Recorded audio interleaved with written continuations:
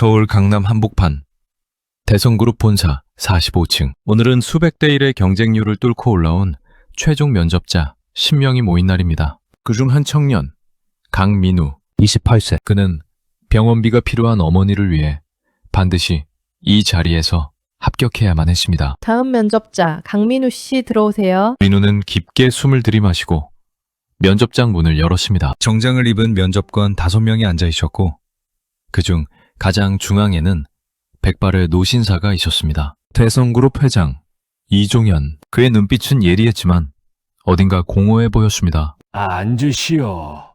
감사합니다. 강민우 씨, 학점도 우수하시고 경력도 탄탄하시네요. 그런데 한 가지 궁금한 점이 있습니다. 말씀하십시오. 이력서에 아버지 성함란이 비어 있는데 특별한 이유가 있으신가요? 민우는 잠시 망설였습니다. 이 질문을 받을 줄 알았지만 여전히 대답하기 어려운 질문이었습니다. 아버지는 제가 태어나기 전에 돌아가셨습니다.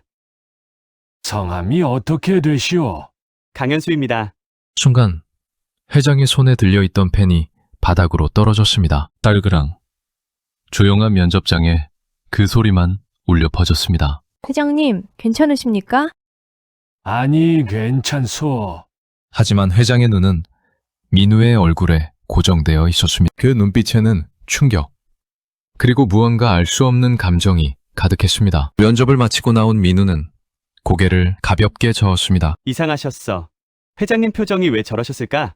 하지만 그는 곧 고개를 저었습니다. 지금 중요한 건 합격 여부뿐이었습니다. 면접이 끝난 후 회장실, 이종현 회장은 창밖을 바라보며 멍하니 서 있었습니다. 그의 손은 떨리고 있었습니다. 강현수. 그 이름, 그리고 그 얼굴. 28년 전 교통사고로 죽은 아들 강현수. 아니, 당시 이름은 이현수였습니다. 그는 회장의 외아들이었고 결혼 후 1년 만에 세상을 떠났습니다. 임신 중이던 며느리는 충격으로 조산했고 아이는 태어나자마자 숨을 거두었다고 들었습니다. 그런데 왜 그 얼굴이... 민우의 얼굴은 죽은 아들 현수와 너무나 닮아 있었습니다. 마치 시간을 되돌린 듯 28년 전 청년의 모습 그대로였습니다. 한 차장. 네, 회장님. 강민우, 그 지원자에 대해 신원조사를 해보시오. 최대한 자세하게. 특별한 이유가 있으십니까? 묻지 말고 하시오. 그리고 절대 비밀로 하시오. 알겠습니다. 회장의 얼굴에는 28년 만에 다시 떠오른 과거의 그림자가 드리워져 있었습니다. 그리고 그는 알지 못했습니다. 이 만남이 얼마나 큰 진실을 끌어올릴지. 면접 후 3일이 지났습니다. 민우는 초조하게 메일함을 확인하고 또 확인했습니다. 그리고 드디어 왔다. 합격이다. 화면에는 최종 합격을 축하드립니다 라는 문구가 떠 있었습니다. 민우는 주먹을 불끈 쥐었습니다. 이제 엄마 병원비 걱정 안 해도 돼. 민우는 곧장 병원으로 달려갔습니다. 어머니 박서연은 3기 폐암으로 투병 중이었습니다. 민우는 병실 문을 열고 들어갔습니다. 엄마, 나 합격했어. 어디? 대성그룹. 대기업이야. 엄마, 이제 치료비 걱정 안 해도 돼. 하지만 어머니의 반응은 이상했습니다. 그녀의 얼굴은 창백하게 변했고 손은 이불을 움켜쥐며 떨리고 있었습니다. 뭐라고? 엄마, 왜 그래? 안 돼. 민우야, 안 돼. 엄마, 거기는 안 돼. 제발 다른 회사로 가렴. 제발. 왜? 왜 안 돼? 하지만 어머니는 더 이상 말하지 못했습니다. 그저 눈물만 흘릴 뿐이었습니다. 민우는 어머니를 진정시키고 복도로 나왔습니다. 그는 벽에 기대어 깊은 한숨을 내쉬었습니다. 왜 저러시는 거야? 대체 무슨 이유로?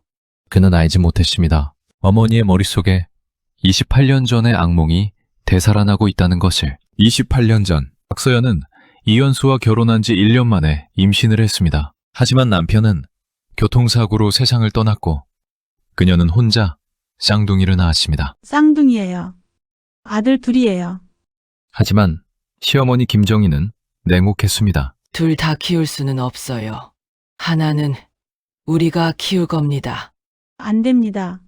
제 아들들이에요. 당신이 키울 능력이나 있어요? 하나는 여기 두고 가세요. 그리고 다시는 나타나지 마세요. 만약 나타나면 나머지 아이도 빼앗겠어요. 박서연은 울면서 한 아이를 안고 도망치듯 집을 나왔습니다. 그날 이후 그녀는 28년 동안 단 한 번도 그 집 근처에 가지 않았습니다. 병실로 돌아온 민우는 어머니의 손을 잡았습니다. 엄마, 나한테 숨기는 거 있지? 미안해, 민우야. 뭐가 미안해? 말해봐, 엄마. 지금은 말할 수 없어. 제발. 그 회사만은. 민우는 어머니의 떨리는 손을 꽉 잡았습니다. 그는 알 수 없는 불안감을 느꼈지만 아직 진실은 보이지 않았습니다. 민우는 결국 입사를 결정했습니다. 어머니를 설득하지는 못했지만 병원비는 절실했습니다. 입사 첫날, 그는 신입사원 오리엔테이션에 참석했습니다. 여러분 환영합니다. 오늘부터 여러분은 대성그룹의 일원입니다. 민우는 긴장한 얼굴로 주위를 둘러보았습니다. 그리고 그때 점심시간, 민우는 구내식당으로 향하던 중 복도에서 한 남자와 마주쳤습니다. 그 순간 두 사람은 동시에 멈춰 섰습니다. 마치 거울을 보는 것 같았습니다. 얼굴, 키, 체형, 심지어 눈매까지 모든 것이 똑같았습니다. 주변 직원들도 수근거리기 시작했습니다. 헐, 쌍둥이 아니야? 완전 똑같은데. 저 사람 누구야? 이사님, 회의 시간입니다. 가자. 민주는 차갑게 돌아섰지만 그의 눈에는 동요가 담겨 있었습니다. 민우도 그 자리에 얼어붙어 있었습니다. 저 사람은 누구지? 소문은 빠르게 퍼졌고 이종현 회장의 귀에도 들어갔습니다. 한 차장, 당장 강민우를 회장실로 올려보내시오.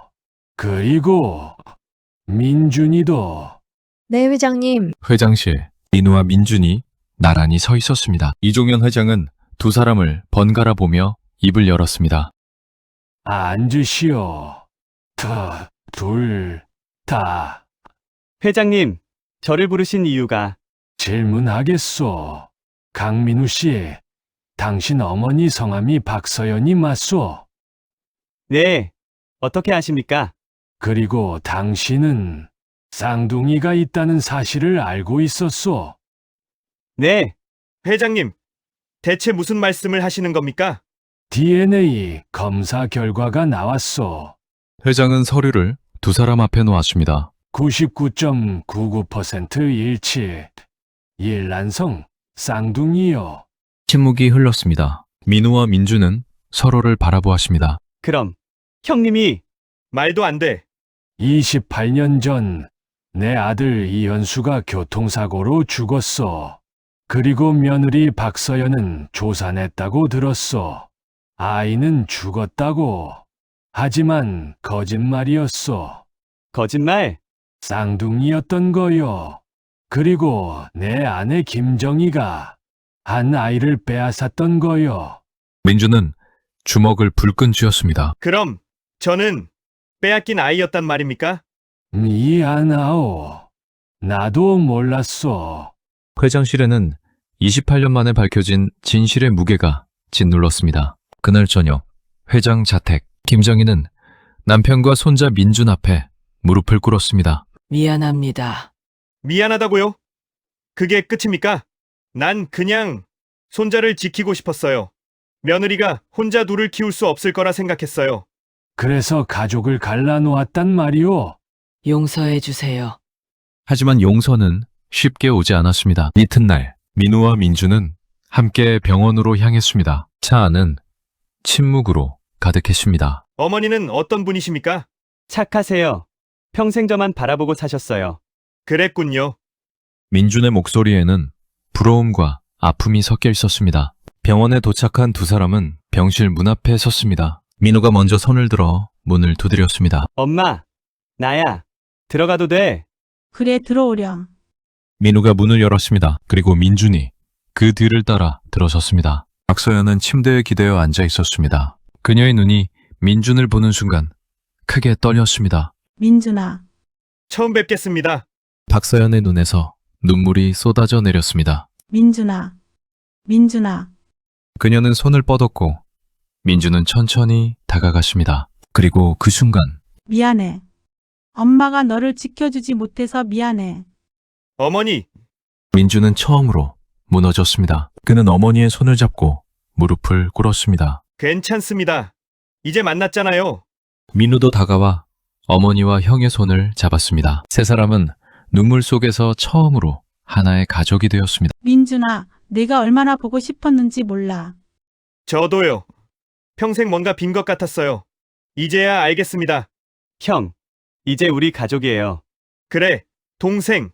28년 만에 다시 만난 가족. 그 시간은 아프고 슬펐지만 동시에 따뜻했습니다. 그날 오후 병실 문이 다시 열렸습니다. 김정희가 들어왔습니다. 실례합니다. 뭐 하러 오셨어요? 용서를 구하러 왔습니다. 김정희는 박서연 앞에 무릎을 꿇었습니다. 28년 전 제가 저지른 일 용서받을 자격 없는 거 압니다.